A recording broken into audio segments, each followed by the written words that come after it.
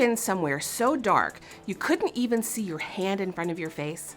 No light shining under a door, no stars in the sky, no screen glaring back at you, just darkness. So much darkness that you have to shuffle slowly, stumbling your way across the room with arms stretched out, hoping, searching, and then finally, with the flip of a switch, light.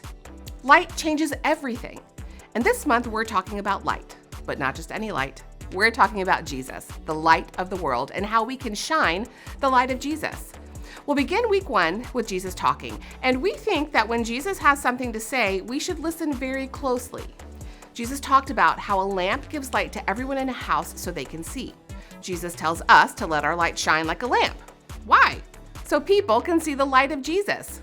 Now, Jesus had more to say about this lamp. He said, "Don't hide your lamp under a bowl. Let it shine for all to see." Jesus loves everyone and wants everyone to know that he wants to be their friend forever. So I can do what Jesus says and shine the light of Jesus for all to see. Week 2, we'll learn about a specific thing Jesus said for us to do. Jesus says, go and tell everyone, everywhere that Jesus is alive and he wants to be their friend forever. Every time we go and tell someone that Jesus wants to be their friend forever, we shine like a light. Week 3, we'll see the early church doing what Jesus says and shining their light everywhere. If someone needed a coat, a person would share their coat. If someone needed a place to stay, a person would share their home. If someone needed food, a person would share their food. The early church prayed together, worshiped together, and learned about Jesus together. The more they loved like Jesus, the more they let their light shine.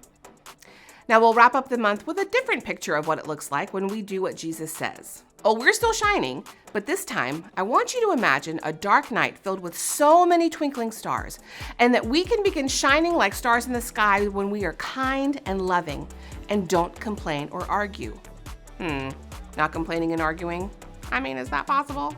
Of course it is, because I can do what Jesus says, and when I do, I will shine like the stars in the sky.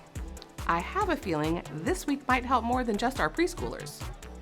Now, after this month, we hope every time you and your preschoolers see a lamp or a star-filled sky, you remember that people were made to shine, and we have Jesus, the light of the world, to show us how.